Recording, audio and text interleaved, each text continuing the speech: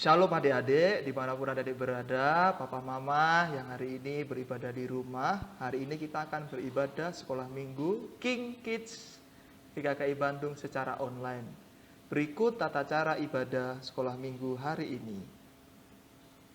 Yang pertama, ajak anak untuk bersiap selayaknya hendak pergi ke gereja. Ibadah dapat diakses di channel YouTube GKKI Bandung Komunitas Pengharapan Baru. Yang kedua, ajak anak untuk berdoa dan mengucap syukur sebelum ibadah online berlangsung. Yang ketiga, ajak anak untuk dapat mengikuti ibadah dengan baik sesuai dengan arahan yang dilakukan oleh kakak pembina. Yang keempat, ingat anak melihat teladan kita. Jadi orang tua harus mengikuti ibadah sekolah minggu dengan antusias ya.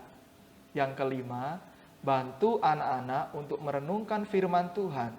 Papa mama harus membacakan firman untuk anak-anaknya ya. Yang keenam, akhirnya tanyakan nilai atau pesan apakah yang anak dapatkan dari materi ibadah sekolah minggu hari ini. Selamat beribadah adik-adik, Tuhan Yesus memberkati. Seperti biasa adik-adik, kalau kakak bilang King Kids, adik-adik bilang di rumah masing-masing dahsyat, dahsyat, dahsyat.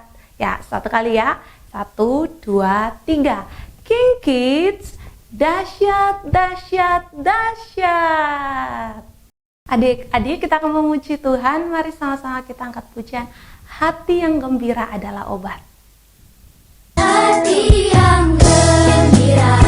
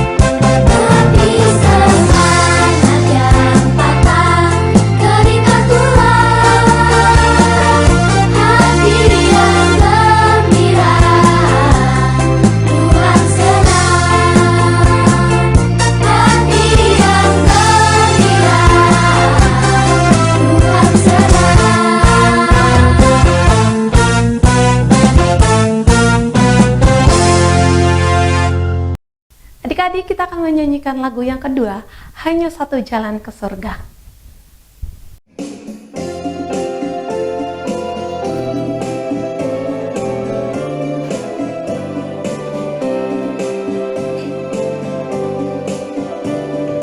Hanya satu jalan ke sorga, Yesus saja jalannya.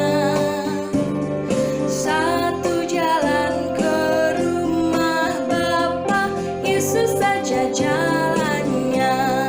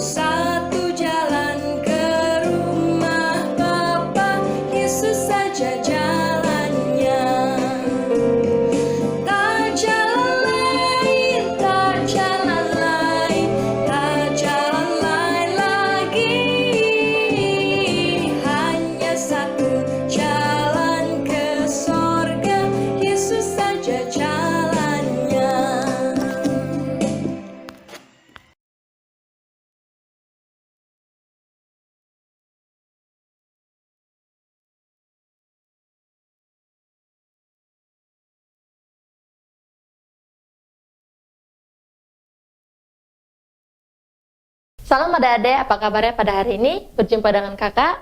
Pada hari ini kita akan memulai ibadah kita, tapi sebelumnya kita akan berdoa dulu. Mari kita bersatu dalam doa. Bapa yang baik, kami mengucap syukur atas rahmat Tuhan, kebaikan Tuhan dalam setiap hidup kami, di mana Tuhan kami bisa berkumpul di tempat ini, itu semua kebaikan Tuhan. Pada pagi hari ini Tuhan, kami akan memulai ibadah kami, kiranya Tuhan ada di tengah-tengah kami, kiranya Tuhan mengurapi setiap doa-doa kami juga, setiap apapun yang kami lakukan. Kami juga siapkan hati kami untuk mendengarkan sabda kebenaran firman-Mu Tuhan. Di dalam nama Yesus, haleluya, amin.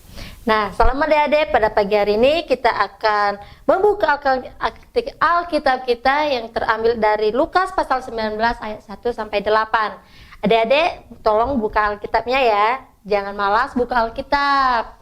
Nah, kita buka. Kakak ulang sekali lagi, Lukas 19 ayat 1 sampai 8. Berbunyi, ikutin kakak ya adik-adik. Yesus masuk ke kota Yerikho dan berjalan terus melihat kota itu. Di situ ada seorang bernama Zakheus, kepala pemungut cukai, dan ia seorang yang kaya. Ia berusaha untuk melihat orang apakah Yesus itu. Tetapi ia tidak berhasil karena orang banyak, sebab badannya pendek. Maka berlarilah ia mendahului orang banyak, lalu ia memanjat pohon ara untuk melihat Yesus yang akan lewat di situ. Ketika Yesus sampai ke tempat itu, ia melihat ke atas dan berkata, "Zakheus, segeralah turun, sebab hari ini aku harus menumpang di rumahmu." Lalu Zakheus segera turun dan menerima Yesus dengan sukacita. Tetapi semua orang yang melihat hal tersebut bersungut-sungut. Katanya, ia menumpang di rumah orang berdosa. Tetapi Zakheus berdiri dan berkata kepada Tuhan, "Tuhan, setengah dari milikku akan kuberikan kepada orang miskin, dari seorang yang akan kembalikan 4 kali lipat." Nah, adik-adik, kita belajar tentang hari ini tema kita adalah kehidupan yang baru. Nah, adik-adik, kakak sebelumnya bertanya, apa sih itu kehidupan yang baru? Nah, adik-adik perlu tahu apa sih kehidupan yang baru. Pasti kita kayak sering mendengar kata-kata tersebut, tetapi kita tidak mengerti apa itu hidup baru. Nah, adik-adik, yang dimaksud dengan hidup baru adalah kita hidup meninggalkan yang dulunya kita orang berdosa, yang dulunya kita bersungut-sungut, yang dulu kita egois, yang dulu kita hanya mengandalkan diri kita sendiri, yang dulunya kita hanya berpegang pada keinginan kita sendiri. Tetapi ketika mengalami namanya hidup baru, yaitu kita berpegang teguh dan kita harus tetap berharap kepada Tuhan. Kita juga merasakan bagaimana rasanya hadirat Tuhan dalam hidup kita. Nah, adik-adik, kita lihat tadi cerita Zakheus, kemana ketika Tuhan Yesus lewat di kota Yerikho. Dan kita lihat bagaimana Zakheus adalah seorang pemungut cukai. Dia di negerinya atau di bangsanya itu, dia yang paling dibenci. Kenapa adik-adik? Karena dia adalah seorang yang egois. Dia adalah seorang yang pelit sekali, kikir sekali adik-adik. Nah, adik-adik tahu sih bagaimana sifat si Zakheus. Nah, ketika dia pengen melihat siapakah itu Tuhan Yesus, adik-adik. Nah, kita lihat ternyata dia berusaha melewati untuk melihat Tuhan Yesus, tapi dia tidak bisa melihat. Kenapa? Ya, badannya pendek, sependek gitu ya. Kita lihat anak-anak yang pendek-pendek kan. Nah, adik-adik, ketika itu kita bisa melihat bagaimana caranya supaya dia bisa melihat Tuhan Yesus, yaitu dia berlari untuk memanjat pohon ara tersebut, adik-adik. Nah, adik tahu kan bagaimana pendek si Zakheus itu? Nah, gitu. Kita juga bisa melihat bahwa dari cerita Zakheus tersebut, dia adalah pemungut cukai. Dia adalah seorang yang jahat di negeri dia, di bangsanya tersebut. Sampai-sampai orang-orang tidak suka terhadap dia, buat adik-adik semua. Walaupun itu keluarga yang dekat samanya, dia pasti nggak suka. Kenapa ya? Karena dia orangnya jahat, dia pelit. Nah, ketika dia mengalami perjumpaan dengan Tuhan, adik-adik tahu apa yang terjadi kepada Zakheus. Zakheus mengalami perubahan, ya dia hidup baru. Adik-adik, kita lihat dia berusaha membagi harta miliknya yang dia rampas dari bangsanya, yang berapa kali lipat yang dia ambil, yang rampas. Pajak yang tinggi-tinggi, adik-adik, kita lihat dia mengambil pajak yang sangat tinggi. Tapi ketika Tuhan datang menumpang ke rumah Zakheus, dia mengembalikan 4 kali lipat. Adik-adik, kita tahu bagaimana hidupnya baru. Nah, kita lihat Yesus berkata, tak seorang pun yang bisa melihat kerajaan Allah kecuali ia hidup baru, adik-adik. Nah, kita tahu kalau kita masih dalam hidup yang lama, kita masih mengandalkan diri kita, pastinya adik-adik kita tidak bisa melihat kerajaan Allah. Siapa yang mau lihat kerajaan Allah? Pasti kita semua kan, pasti kita pengen bagaimana melihat kerajaan Allah, indahar kerajaan Allah itu bagaimana.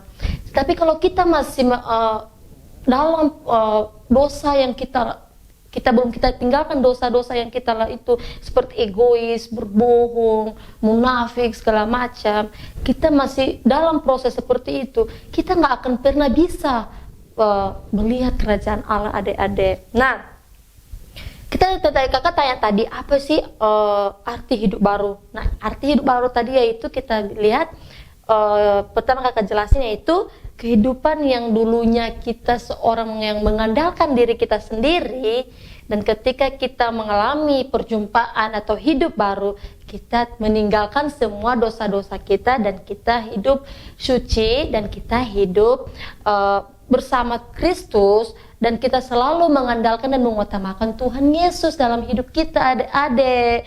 Nah, sama seperti kita bisa mengasihi sesama, berbagi kasih, saling mengucap syukur kepada Tuhan. Ya, apapun yang kita alami, kita harus jangan bersungut-sungut, tapi kita harus bisa bergantung pada Yesus Kristus, adik-adik. Nah, kakak juga ini ya, kita lihat bahwa Zakheus bertobat. Bagaimana cara Zakheus bertobat? Yaitu ketika Yesus menumpang dalam rumah Zakheus. Kita lihat bahwa dulunya si Zakheus adalah ya orang pungut cukai.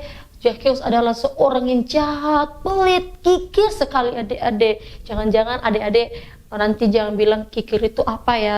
Kikir itu orang pelit banget. Nah, jangan sampai adik-adik tuh kikir, nanti Tuhan tidak suka loh, adik-adik. Nah, kita nggak bisa lihat kerajaan Allah nantinya. Oke?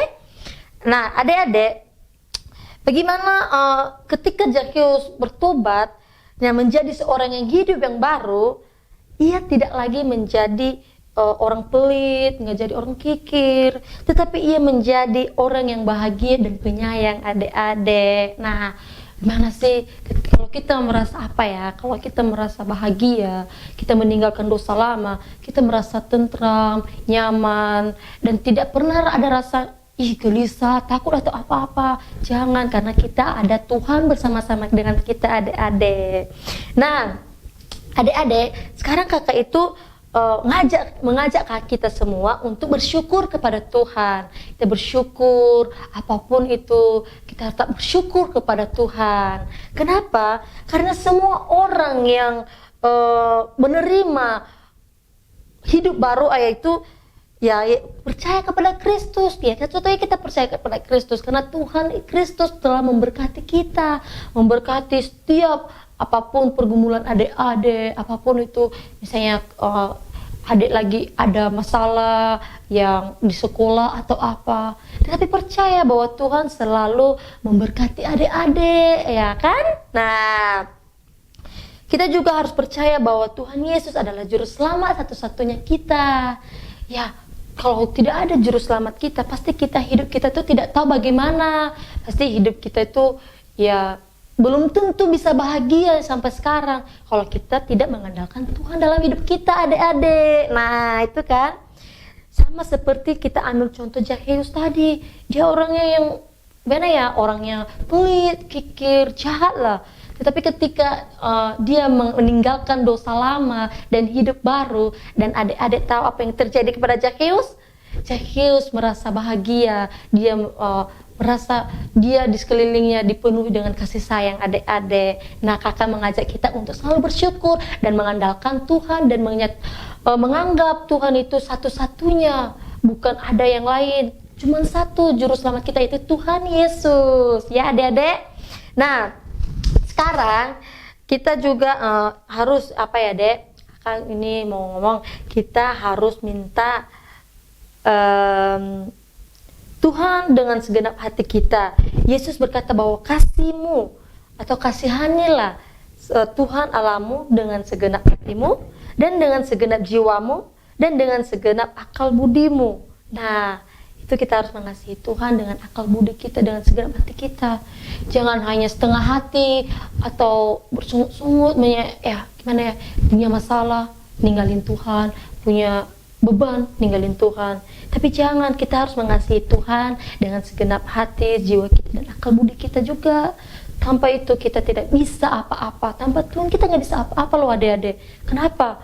Ya, semuanya hampa kalau nggak ada Tuhan yang kita pegang, yang kita tuh ya, karena dia juru selamat, satu-satunya penolong penyelamat kita adik-adik.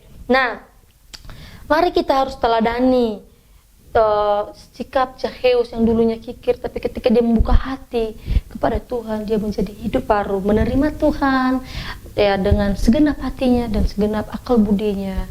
Dan apa yang terjadi kepada Zakheus? Dia mengasihi dan dia banyak disenangi oleh orang-orang adik-adik. Nah, kesimpulan dari yang kakak ambil dari cerita Zakheus adalah dalam Yesus Kristus adalah ciptaan baru. Kita adalah ciptaan baru adik-adik. Nah, dengan bergantung kepada Tuhan Yesus, kebangkitan Tuhan Yesus, kita menjadi orang yang kuat adik, kuat dan kuatnya.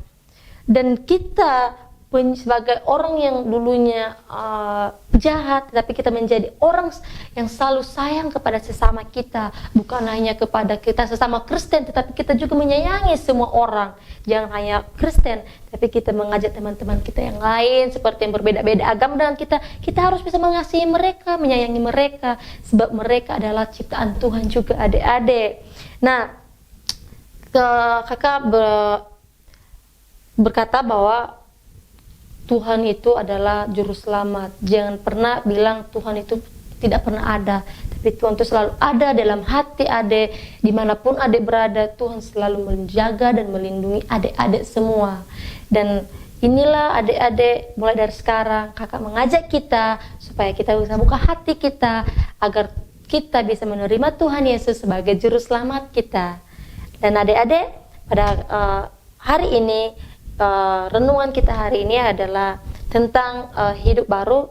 Kiranya kita juga bisa mengerti apa itu hidup baru, dan semoga kita juga bisa meninggalkan dosa-dosa lama kita. Kita buka hati kita supaya kita bisa menerima Kristus sebagai juru selamat kita. Terima kasih, kakak ucapkan shalom adik-adik. Adik-adik, mari kita bersatu dalam doa.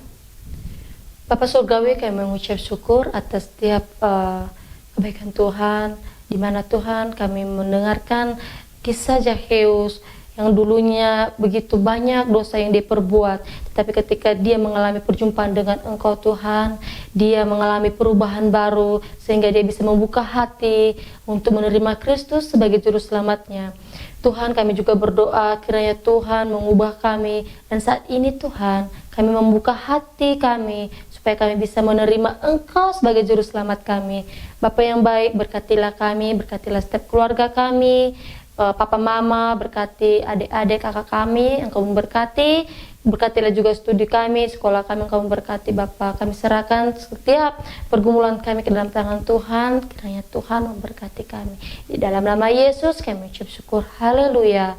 Amin. Selamat hari Minggu, Tuhan Yesus memberkati.